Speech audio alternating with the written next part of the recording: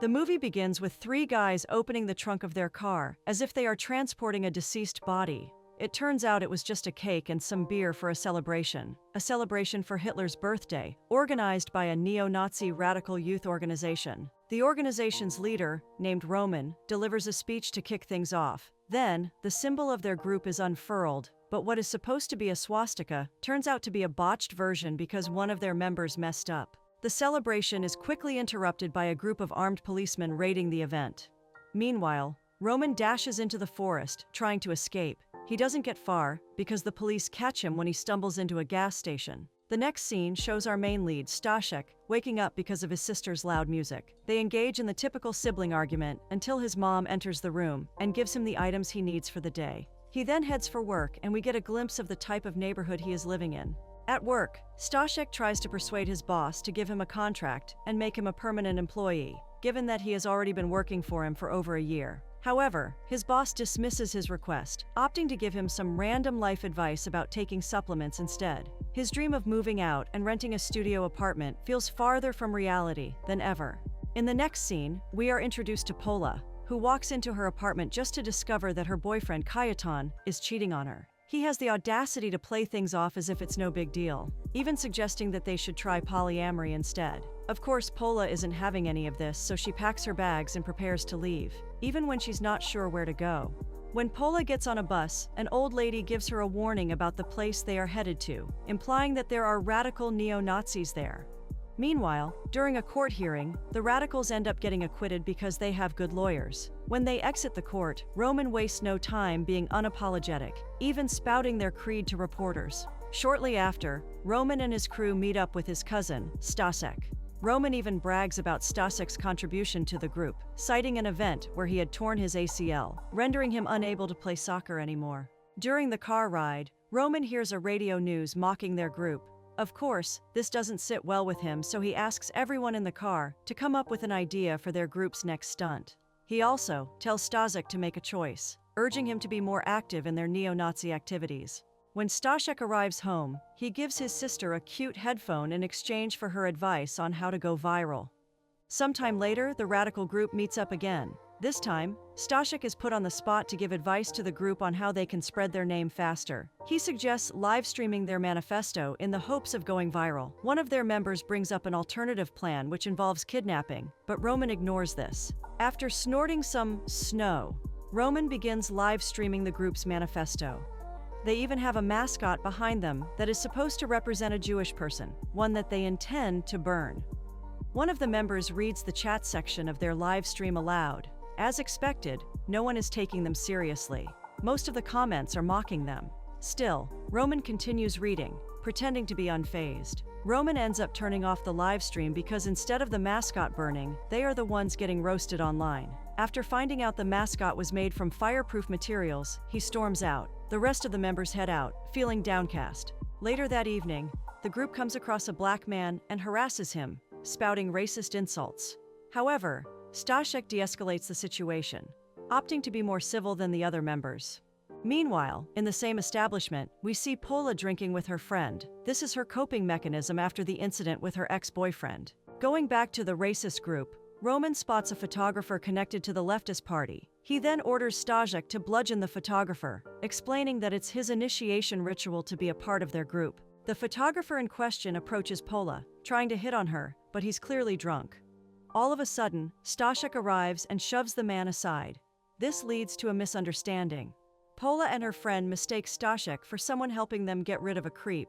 Oblivious, he goes with the flow and ends up getting her number. Well, that's one way to get a girl's number, I guess. While staring at each other, our two protagonists imagine something totally different. Paula imagines them being an environmentalist couple, while Stashek imagines a more traditional marriage type of scene. When Stashek returns to the radicals' table, they see the photographer being dragged out. Of course, since they were outside, they didn't see what really happened, so they think Stashek actually bludgeoned the dude. Feeling motivated, Roman comes up with a ridiculous idea, which is blowing up a synagogue. At this point, Stashek is barely paying attention because he is thinking of his encounter with Paula. Wanting to establish a headquarters, Roman and his crew meet up with Stashek's friend, who ironically is a Catholic priest. After getting escorted to the attic, The priest asks them what their organization is about. Despite giving mixed answers, the priest doesn't question them further. When Stashek receives a text from Paula, he immediately heads out to meet her. On their first date, he offers to pay because he is a man. Paula interprets this as him joking, not realizing she's on a date with a hardcore conservative. While eating their meal, Paula goes on a long rant about neo-Nazis, which makes Stashek a bit uncomfortable. He changes the subject and the date goes smoothly from there. When he returns to the headquarters, he finds the gang lounging around, with Roman doing a line of snow again. He even offers Stashek some. All of a sudden, Roman excitedly announces that he received a message from an Italian fascist who teach them how to create a bomb. The priest interrupts them to offer them some food. He even plays a short game of charades with them, but the group fails to guess what he is trying to convey. In a hilarious twist, he looks at the drawing on the board and correctly guesses that it depicts the bombing of a synagogue. He even adjusts the drawing to correctly depict the Star of David.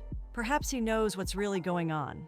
In the next scene, we briefly see Paula looking up Stashek online. She finds out about his soccer career that ended too early. She also seems to be investigating news regarding certain neo-Nazi groups.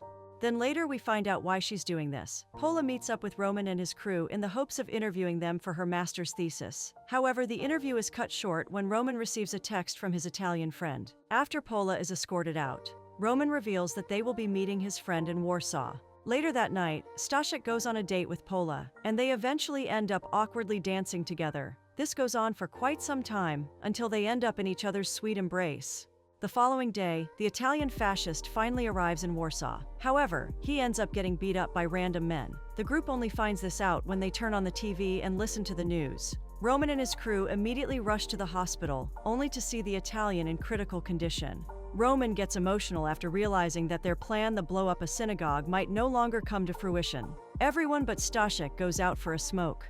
Shortly after, Paula and her crew of anti-fascist protesters arrive at the hospital. They think the attack against the Italian was a hate crime, unaware that the Italian himself is a fascist. Stashek continues to live a double life.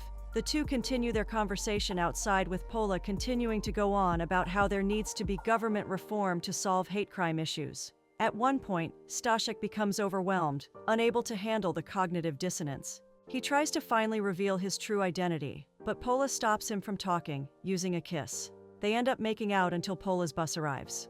In the next scene, the three members of Roman's crew are eating shawarma. They can't stand the loud music, so one of them shouts at the owner to turn it down, adding some racist comments as well. When the owner refuses their demands, the group wreaks havoc inside the establishment, breaking items and assaulting the employees. The chaos only subsides when one of them gets stabbed in the stomach.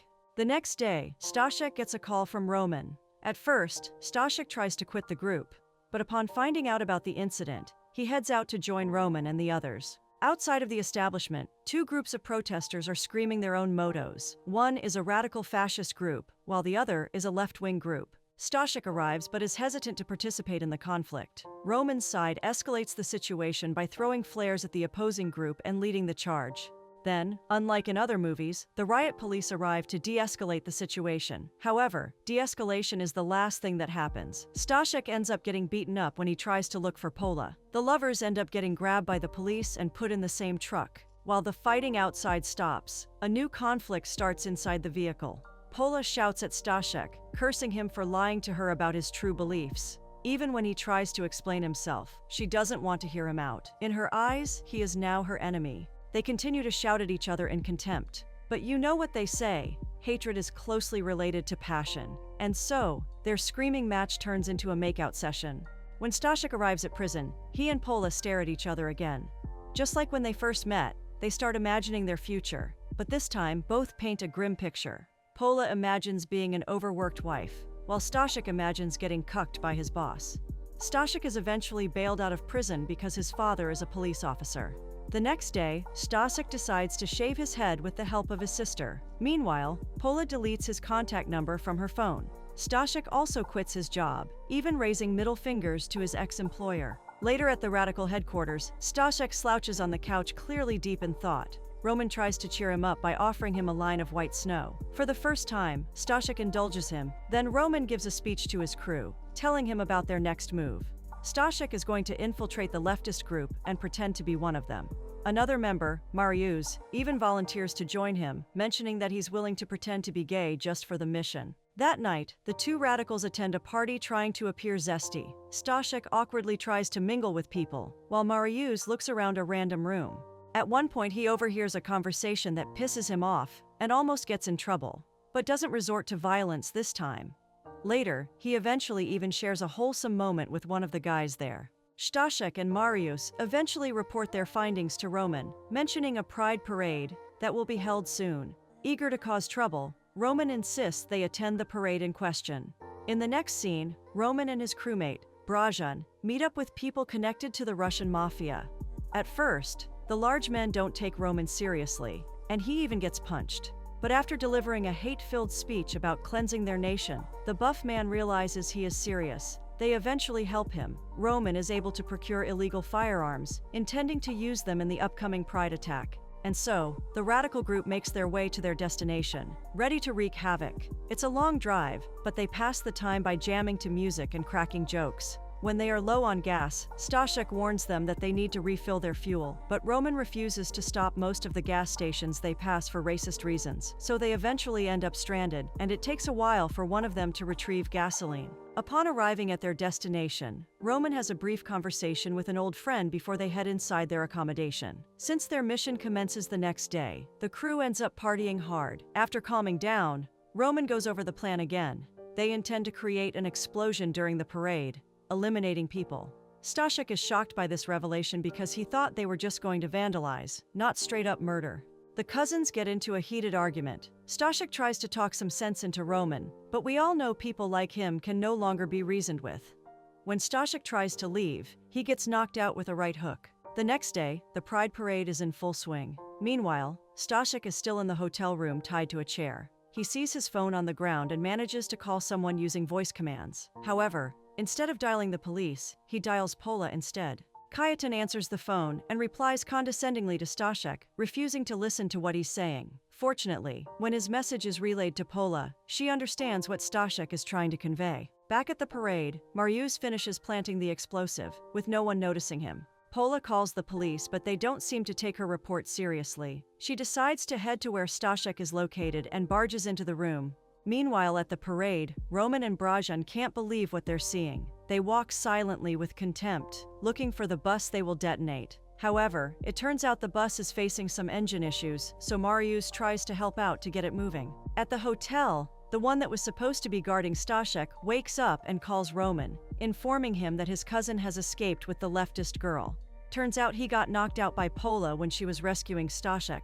Roman is now on guard. Since he doesn't want their operations to be thwarted, he passes the detonator to Brajan. However, when he tries to tell him the detonation code, Brajan is unable to hear him because his hand is covering his ears. And for some reason, Brajan doesn't ask Roman to repeat the code. On Marius's end, he finishes repairing the bus. Brajan finally gets in range for the detonation, but he struggles to remember the code he never heard to begin with. Stashek and Paula arrive at the scene and try to stop the gang, but Roman arrives just in time to point a gun at Paula's head. She runs away and tries to warn people about the bomb. However, Roman is already entering the code, ready to unleash hell. Fortunately, the only loud noise that can be heard is that of celebration, not an explosion. Police arrive at the scene to arrest Roman and Brajan. It turns out that Marius had a change of heart and disarmed the bomb. As Roman is being arrested, he sees Marius hugging another man, and he realizes his crewmate's true identity. Once the commotion has simmered down, we get an obligatory kissing scene between our two main characters. Kajetan is even there to witness it, getting a taste of his own medicine. Fast forward a few days and we see Paula calling Stashek, announcing the completion of her master's degree. Then on Stashek's end, he finishes packing up his belongings, ready to go and live with her. The love story might have ended well, but this isn't a pure happy ending. It turns out that Brajan takes all the blame and is convicted instead of Roman. Meanwhile, Roman's old friend, who is now a minister, asks Roman to become deputy minister for the government.